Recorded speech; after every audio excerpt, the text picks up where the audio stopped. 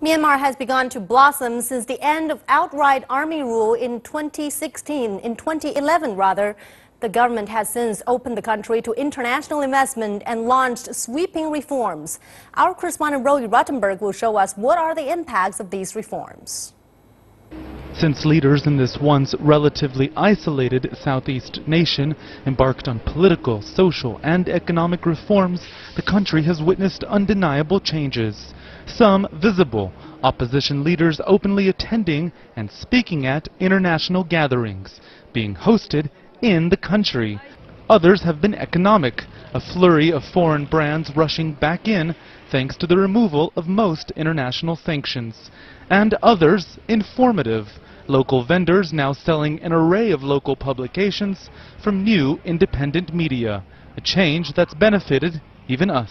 We're walking through the streets of Myanmar's relatively new capital in public with a camera, until a series of recent government reforms were launched. Doing this in what was a relatively secret, closed military city would have landed us in jail. Now I can take you freely on a tour around Naypyidaw, showing you, for example, the new parliament building, built using Chinese money. China has also played a key part in Myanmar's development for years, building much of its so-called traditional infrastructure, roads, airports, and buildings. American beverage giant Coca-Cola became the first Western firm in more than half a century to resume production in Myanmar, a move company officials say will create 22,000 jobs. But that may require retraining some of Myanmar's young workforce, and that too may prove a challenge. Most of the population lives in the country's rural areas. Our main difficulty is drought. If there's no rain, we can't do anything. The reforms to help them might not last if the money doesn't follow.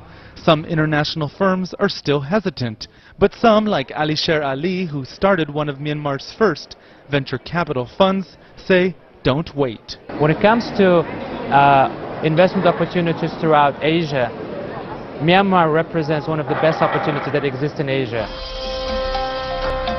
Need a little more encouragement? The Ministry of Tourism has launched this new glossy video campaign highlighting the country's rich heritage, an obvious allusion to its rich potential. The message is very clear. Myanmar, let the journey begin. I'm Roy Ruttenberg in Myanmar.